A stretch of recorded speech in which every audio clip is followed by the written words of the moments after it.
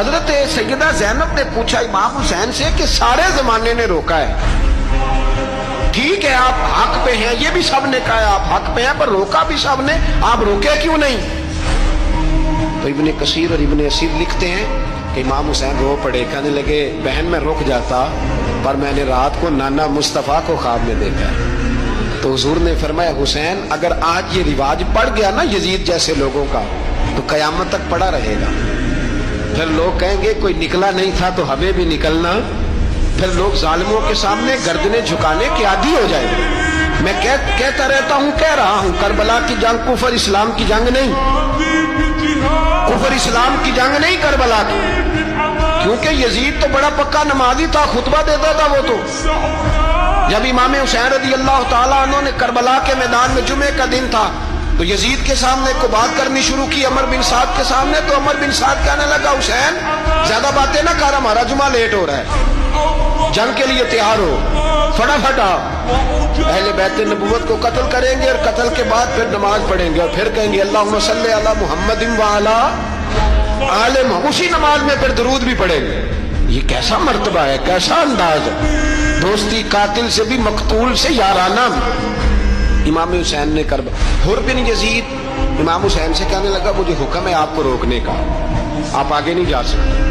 امام صاحب نے فرمایا وجہ زمین اللہ کی ہے، اس نے کہا آپ بیعت نہیں کر رہے، یزید کی حالات آپ کے حق میں درست نہیں ہیں، آپ نہیں جائیں گے۔ امام روک گئے۔ ظہر کی نماز کا وقت ہوا تو حضرت علی اکبر امام حسین کے بڑے صاحبزادے انہوں نے اذان ظہر پڑھی تو حر بن یزید کے لشکر نے امام حسین کے پیچھے نماز ادا کی۔ کہا بھئی تم مقابلے میں آئے ہو نماز پیچھے پڑھتے ہو؟ کہا حضور مقابلہ تو تلواروں سے کر رہے ہیں پر ہمارا دل تو مانتا ہے نا کہ مصطفیٰ کا نواسہ بڑی شان والا ہے۔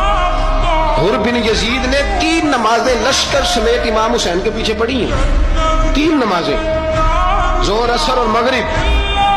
پھر امام حسین کے سامنے شرائط پیش کی کہ آپ کو یہاں گھیر لیا گیا ہے، یہاں آپ بیعت کریں گے، یہاں آپ جنگ کریں گے، 2 ہی بات۔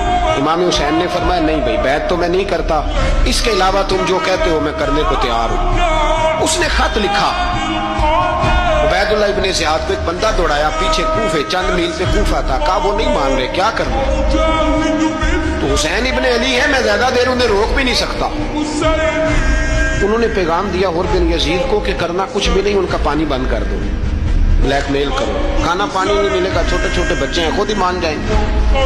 حضرت امام علی مقام کے بارے میں حر کے بعد جب یہ پیغام آیا تو حر کہنے لگا میری طبیعت نہیں مانتی حسین پر پانی بند کرو، دل نہیں مانتا۔ جب یہ لفظ کہے نا دوبارہ تو پھر عبید اللہ ابن زیاد نے عمر بن سعد کو 10,000 آدمی دے کے بھیجا، کہا حر بن یزید لچک دکھا رہا ہے حسین کے حق میں۔ ایک رے کا علاقہ تھا، بڑی وہاں فصل ہوتی تھی، لوگ کوشش کرتے تھے وہاں کا گورنر بننے کی، کوشش کرتے تھے۔ تو عبید اللہ ابن زیاد کہنے لگا تمہیں رے کی گورنری ملے گی، سب سے سرسبز و شاداب علاقہ، تمہیں وہاں کا گورنر بنایا جائے گا اگر حسین کے خلاف لڑو گے۔